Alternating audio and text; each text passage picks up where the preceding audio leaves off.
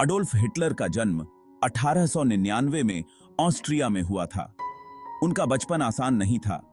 उनका परिवार कई बार जगह बदल कर रहा और वह स्कूल में भी ठीक से नहीं पढ़ पाए।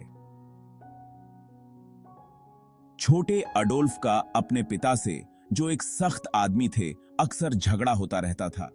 उनका सपना एक कलाकार बनने का था, लेकिन उनके पिता चाहते थे कि वह एक सरकारी नौकरी करें। इसी वजह से परिवार में तनाव बना रहता था। इन सब के बावजूद हिटलर एक होशियार लड़का था। उसे पढ़ना बहुत पसंद था और उसे इतिहास और राजनीति में बहुत दिलचस्पी थी। बचपन से ही उसकी अपनी पक्की राय हुआ करती थी।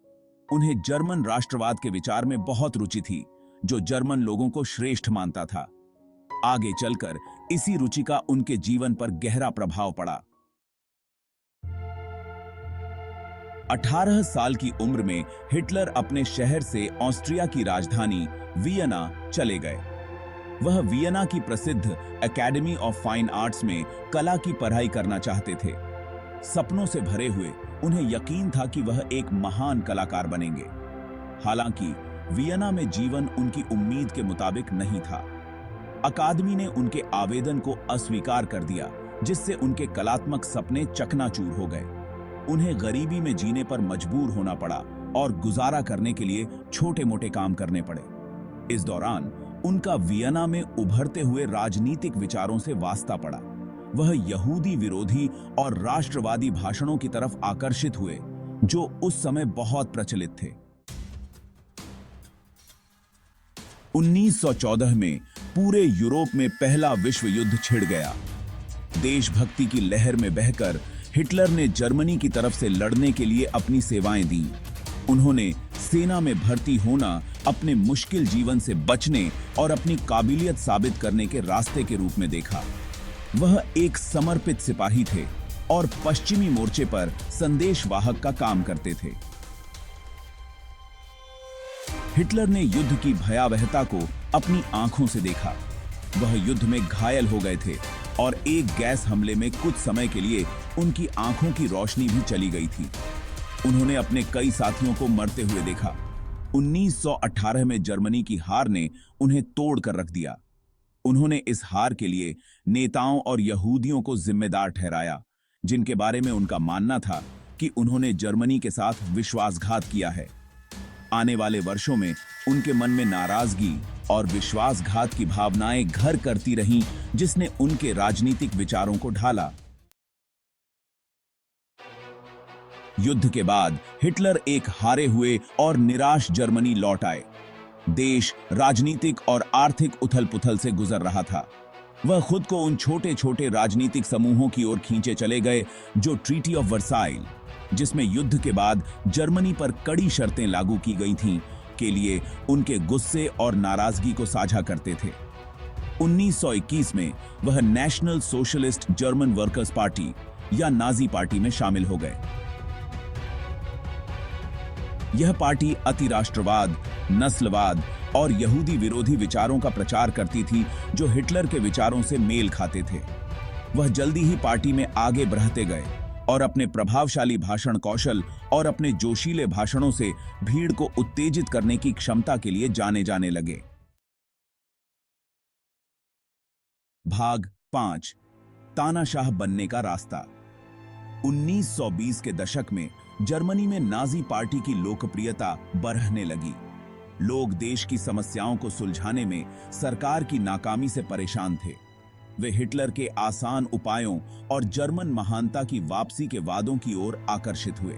1933 में कई वर्षों तक चली राजनीतिक चालों और हिंसा के बाद नाजी पार्टी जर्मनी की सबसे शक्तिशाली पार्टी बन गई।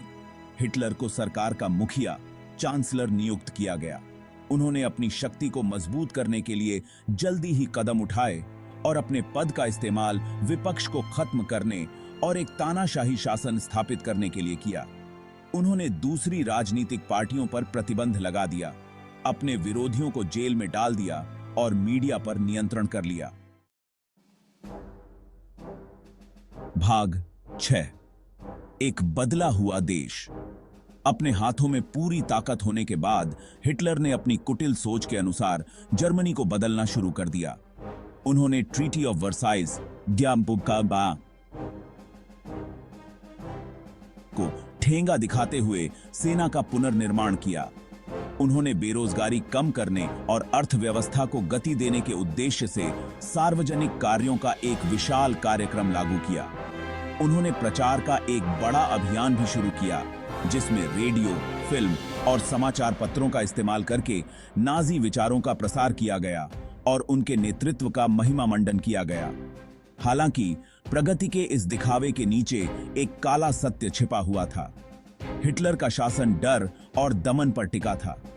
उसने विरोध को कुचल दिया, अल्पसंख्यकों को सताया और व्यवस्थित रूप से लोकतांत्रिक संस्थाओं को नष्ट कर दिया। हिटलर के नेतृत्व में जर्मनी एक तानाशाही राज्य बनता जा रहा था। भाग 7, अत्याचार की छाया। शुरुआत से ही नफरत और असहिष्णुता हिटलर की विचारधारा का केंद्र थी।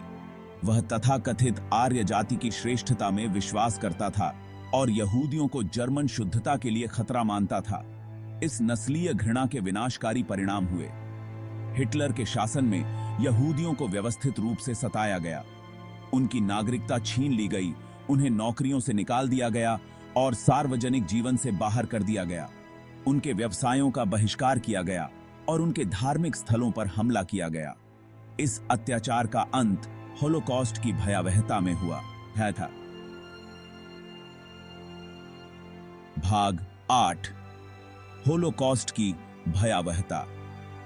होलोकॉस्ट मानवीय क्रूरता की चरम सीमा का एक भयावह उदाहरण है। हिटलर की कट्टर नफरत से प्रेरित होकर नाजियों ने यूरोप के यहूदियों को खत्म करने के लिए एक व्यवस्थित योजना लागू की। लाखों निर्दोष पुरुषों, महिलाओं और बच्चों को जबरन पकड़कर ऑश्विट्ज, ट्रेबलिंका और सोबीबोर जैसे मौत के शिविरों में ले जाकर मौत के घाट उतार दिया गया। होलोकॉस्ट एक अभूतपूर्व पैमाने पर किया गया नरसंहार था।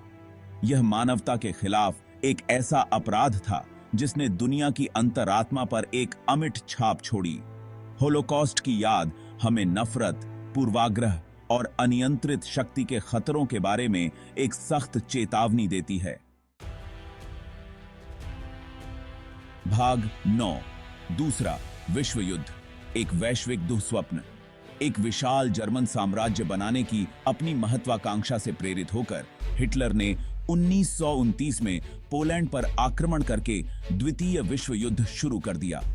उसकी सेनाओं ने क्रूर रणनीति का उपयोग करते हुए जल्दी ही अधिकांश यूरोप पर विजय प्राप्त कर ली। इस संघर्ष में लाखों सैनिक और नागरिक मारे गए। जैसे जैसे युद्ध आगे बढ़ता गया, सत्ता पर हिटलर की पकड़ कमजोर पड़ने लगी। संयुक्त राज्य अमेरिका, ग्रेट ब्रिटेन और सोवियत संघ के नेतृत्व में मित्र देशों की सेनाओं ने धीरे धीरे युद्ध का रुख मोड़ दिया। 1945 तक जर्मनी हार के कगार पर था। भाग 10, हिटलर और नाजी शासन का पतन। 1945 के वसंत में जब सोवियत सेना बर्लिन के करीब पहुंच रही थी, हिटलर के आतंक का शासन आखिरकार समाप्त हो गया। हार स्वीकार करने से इनकार करते हुए उसने 30 अप्रैल 1945 को अपने बंकर में आत्महत्या कर ली। कुछ दिनों बाद जर्मनी ने मित्र राष्ट्रों के सामने बिना शर्त आत्मसमर्पण कर दिया। विनाशकारी युद्ध के बाद दुनिया को टुकड़े टुकड़े करके जोड़ना था। हिटलर और नाजी शासन की विरासत को हमेशा चरमपंथ, घृणा और अनियंत्रित शक्ति के खतरों के बारे में एक सबक के रूप में याद किया जाएगा। विशेष रूप से होलोकॉस्ट सहिष्णुता, करुणा और मानवाधिकारों के लिए संघर्ष के महत्व की एक कड़ी याद दिलाता है।